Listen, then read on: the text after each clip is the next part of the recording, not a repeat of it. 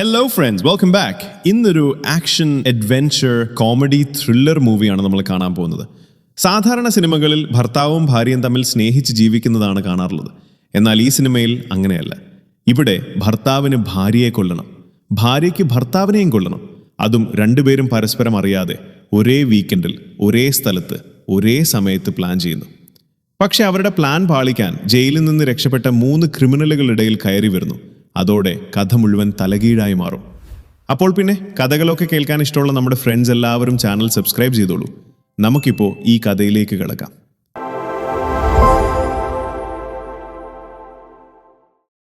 ഈ സിനിമയുടെ തുടക്കത്തിൽ ഒരു കാട്ടിൽ വെച്ച് ഒരു കാമുകനും കാമുകിയും പരസ്പരം സ്നേഹം പങ്കുവെക്കുന്നതാണ് കാണിക്കുന്നത്. എന്നാൽ പെട്ടെന്ന് അതൊരു ഫോൺ പരസ്യമാണെന്ന് നമുക്ക് മനസ്സിലാകും. നമ്മുടെ കഥയിലെ ഹീറോ ആയ ഡാൻ ആണ് ഈ പരസ്യം ഡയറക്റ്റ് ചെയ്യുന്നത്. പുള്ളിക്കാരൻ 8 വർഷം മുൻപ് ഒരു സിനിമ മാത്രം സംവിധാനം ചെയ്ത വലിയ ഭാവി ഉണ്ടായിരുന്നൊരു ഡയറക്ടറായിരുന്നു. പക്ഷെ ഇപ്പോൾ വെറും പരസ്യങ്ങൾ മാത്രം ചെയ്ത് ജീവിക്കുകയാണ്. ബ്രേക്ക് സമയത്ത് ഡാൻ കൂടെ ജോലി ചെയ്യുന്നവരോട് താനും ഭാര്യയും കൂടെ ഈ വീക്കെൻഡിൽ കാട്ടിലെ ഫാമിലി ക്യാബിനിലേക്ക് ഒരു വെക്കേഷന് പോവുകയാണെന്ന് പറയുന്നു. ഭാര്യ അവിടെ ഹൈക്കിങ്ങിന് പോകുമെന്നും അത് വളരെ അപകടം പിടിച്ചതാണെന്നും പുള്ളി പ്രത്യേകം എടുത്തു പറയുന്നുണ്ട്. ജോലി കഴിഞ്ഞ് കാറിൽ കയറിയ ഡാൻ പ്ലാനുകളൊക്കെ ഓൺ ആണെന്ന് ഉറപ്പിക്കാൻ ദുരൂഹമായൊരു ഫോൺ കോൾ ചെയ്യുന്നു. പാസഞ്ചർ സീറ്റിൽ ഒരു ഹാക്സോ ബ്ലേഡ്, ഡക്ട് ടേപ്പ്, കയർ എന്നിവ അടങ്ങിയ ഒരു ബാഗ് ഇരിപ്പുണ്ടായിരുന്നു. വീട്ടിൽ പോകുന്നതിന് മുൻപ് ഡാൻ നേരെ നഴ്സിംഗ് ഹോമിൽ പോയി അപ്പൻ മൈക്കിളിനെ കണ്ട് യാത്രയെപ്പറ്റി പറയുന്നു. അവിടെയും ഈ യാത്ര എത്രത്തോളം അപകടമാണെന്ന് എടുത്തു പറയുന്നുണ്ട്.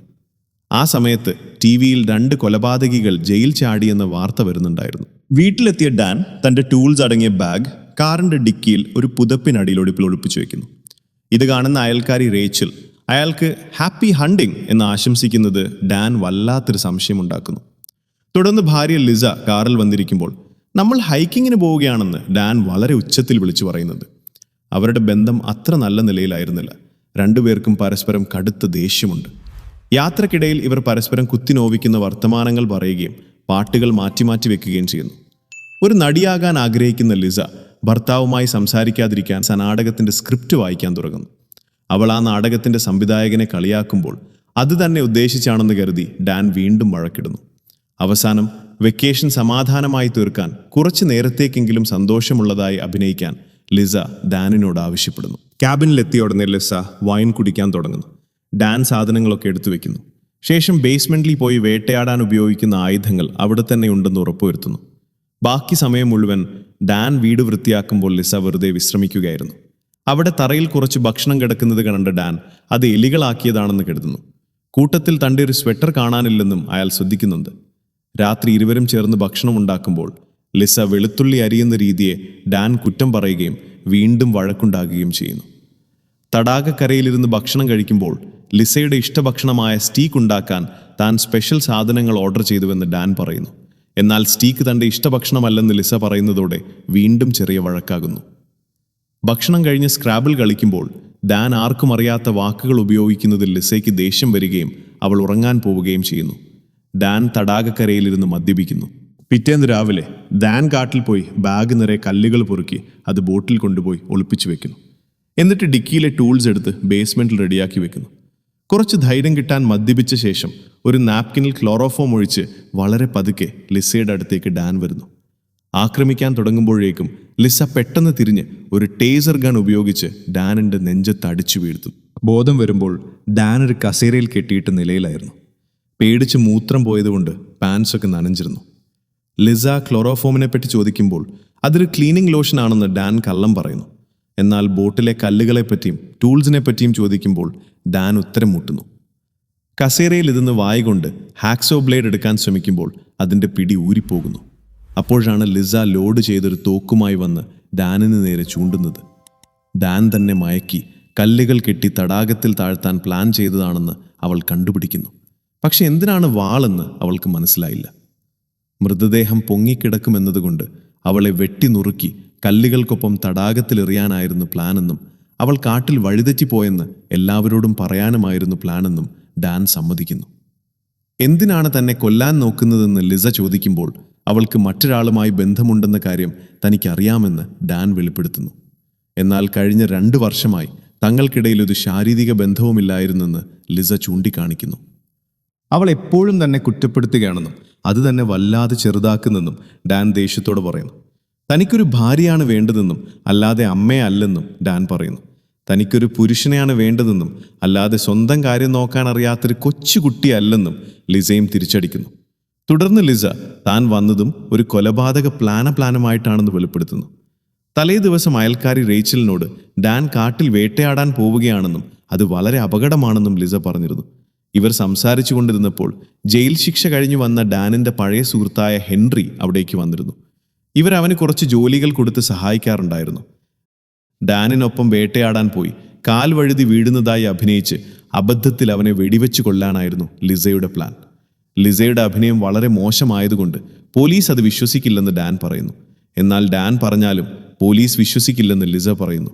അങ്ങനെ ആരാണ് മികച്ച രീതിയിൽ കരയുന്നതെന്ന് തെളിയിക്കാൻ അവർ രണ്ടുപേരും മത്സരിച്ച് കരയാൻ തുടങ്ങുന്നു. ഡാൻ ആദ്യം കരഞ്ഞപ്പോൾ ലിസ തോക്കുകൊണ്ട് ഡാനിന്റെ മുഖത്തടിക്കുകയും അവനെ കൊന്നു കളഞ്ഞാലോ എന്ന് ചിന്തിക്കുകയും ചെയ്യുന്നു. പെട്ടെന്നാണ് ലിസയുടെ പുറകിലായി ഹെൻറി വന്ന് നിൽക്കുന്നത് ഡാൻ കാണുന്നത്. ഡാൻ ഹാമർ ടൈം എന്ന് ആവർത്തിച്ച് പറയുകയും ഹെൻറിയുടെ ചുറ്റിയ കൊണ്ട് ലിസയുടെ തലക്കടിച്ചു അവളെ ബോധം കെടുത്തുകയും ചെയ്യുന്നു. 5 ദിവസം മുൻപ് ഒരു അമ്യൂസ്മെന്റ് പാർക്കിൽ വെച്ചാണ് ഡാനും ഹെൻറിയും കണ്ടുമുട്ടിയത്. ശബ്ദബഹളങ്ങൾക്കിടയിൽ ആരും അവരുടെ സംസാരം കേൾക്കാതിരിക്കാനായിരുന്നു അത്. ലിസയുടെ പേരിൽ $1,00,000 ഇൻഷുറൻസ് ഉണ്ടെന്നും അവളെ കൊന്നുകളയാൻ സഹായിച്ചാൽ അതിന്റെ പകുതി നൽകാമെന്നും ഡാൻ പറയുന്നു. കൂടുതൽ സമയം ഒരുമിച്ച് ചെലവഴിക്കണമെന്നും ഇതിനൊരു കരാർ വേണമെന്നും ഹെൻറി ചോദിക്കുന്നുണ്ടെങ്കിലും ഡാൻ അത് കൊടുക്കുന്നില്ല.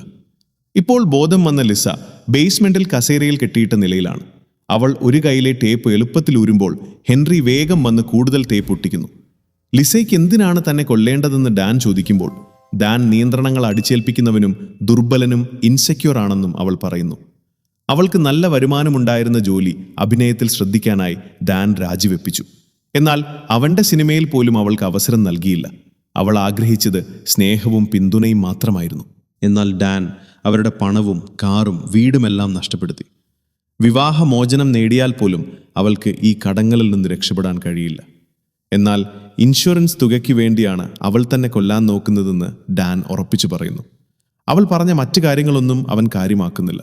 തനിക്ക് $50,000 കിട്ടുമെന്ന് ഹെൻറി പറയുമ്പോൾ ഇൻഷുറൻസ് പോളിസി അതിലും വലുതാണെന്ന് ലിസ പറയാൻ ശ്രമിക്കുന്നു. എന്നാൽ ഡാൻ അവളുടെ തലയിൽ ഒരു ബാഗ് ഇട്ട് മൂടുന്നു. അവൾ ശ്വാസം കിട്ടാതെ പിടയുമ്പോൾ ഹെൻറി തോക്ക് ചൂണ്ടി ബാഗ് മാറ്റാൻ ഡാനിനോട് ആവശ്യപ്പെടുന്നു. ഇൻഷുറൻസ് പോളിസി $1 മില്യൺ ആണെന്നും ഡാനിനെ കൊന്നാൽ അതിന്റെ പകുതി ഹെൻറിക്ക് നൽകാമെന്നും ലിസ വാഗ്ദാനം ചെയ്യുന്നു. ഗതികെട്ട ഡാൻ കൂടുതൽ പണം ഓഫർ ചെയ്യുന്നു. അപ്പോൾ ലിസ മുഴുവൻ തുകയും ഹെൻറിക്ക് ഓഫർ ചെയ്യുന്നു. കൂടുതൽ സമയം ഒരുമിച്ച് ചിലവഴിക്കാമെന്നടക്കം ഇവർ തമ്മിൽ ഓഫറുകളുടെ വലിയൊരു വഴക്ക് തന്നെ നടക്കുന്നു. സംസാരം കേട്ട് മടുത്ത ഡാൻ ലിസയെ തള്ളിയിട്ട് തോക്കിനായി ഹെൻറിയുമായി അടിപിടി കൂടുന്നു. ഈ പിടിവലിക്കിടെ ജൂക്ക് ബോക്സിൽ വെടികൊള്ളുകയും പാട്ട് പ്ലേ ആവുകയും ചെയ്യുന്നു.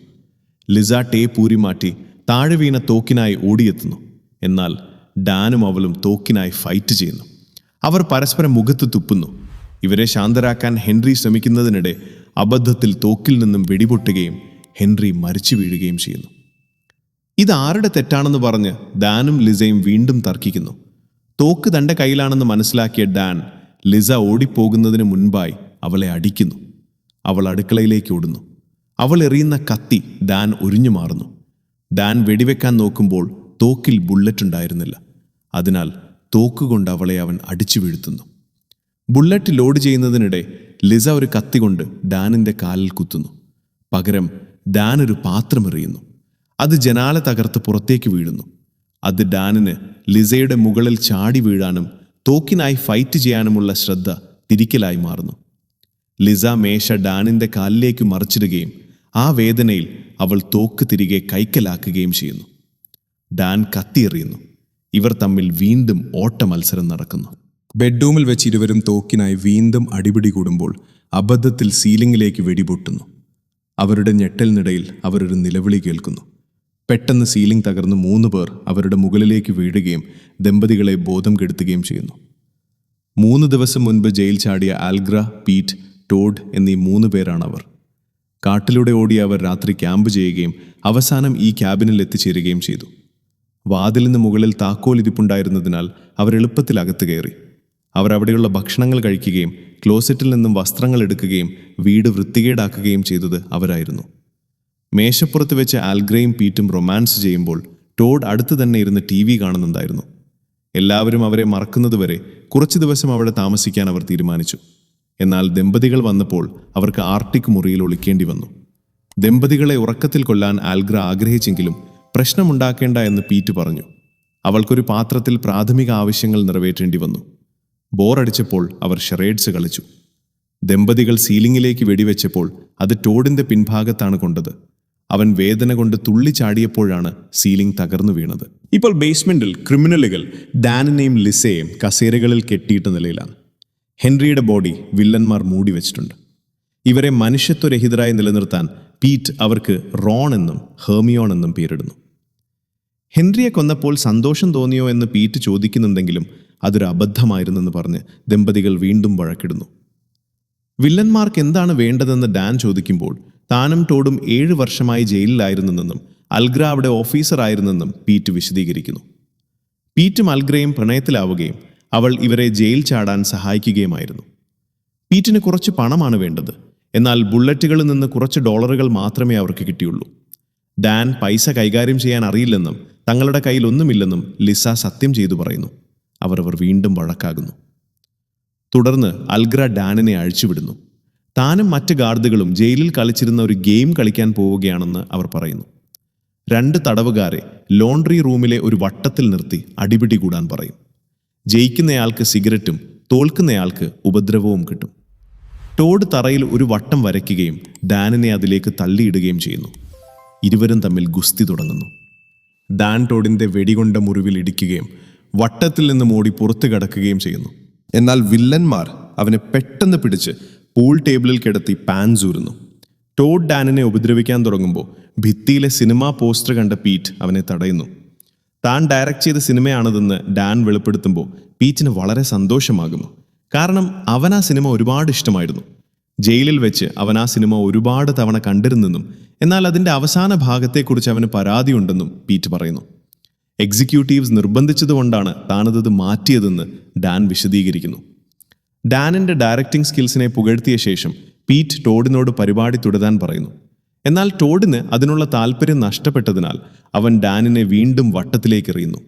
അൽഗ്ര ഡാനിനെ വെടിവെക്കാൻ തുടങ്ങുമ്പോൾ തൻ്റെ പ്രൈവറ്റ് അക്കൗണ്ടിൽ $50,000 ഉണ്ടെന്ന് ലിസ വിളിച്ചു പറയുന്നു. രാവിലെ ബാങ്ക് തുറക്കുമ്പോൾ ആ പണം മുഴുവൻ അവർക്ക് തരാമെന്ന് അവൾ സത്യം ചെയ്യുന്നു. വില്ലന്മാർ ആ ഡീൽ സമ്മതിക്കുകയും ദമ്പതികളെ രാത്രി മുഴുവൻ കെട്ടിയിടുകയും ചെയ്യുന്നു. പിന്നീട് അൽഗ്ര ടോഡിന്റെ ശരീരത്തിലെ ബുള്ളറ്റ് പുറത്തെടുക്കുന്നു. പണം കിട്ടിയ ശേഷം ദമ്പതികളെ കൊന്നിട്ട് പിടിക്കപ്പെടാതെ അതിർത്തി കടക്കാൻ അവർ പ്ലാൻ ചെയ്യുന്നു. ദമ്പതികളെ കൊന്ന ശേഷം കാർ ഉപേക്ഷിക്കാമെന്ന് പീറ്റ് പറയുമ്പോൾ അൽഗ്ര അത് വ്യക്തിപരമായ ഒരു അധിക്ഷേപമായി എടുക്കുകയും അവനുമായി തർക്കിച്ച് റൂമിൽ നിന്നും പുറത്തു പോവുകയും ചെയ്യുന്നു.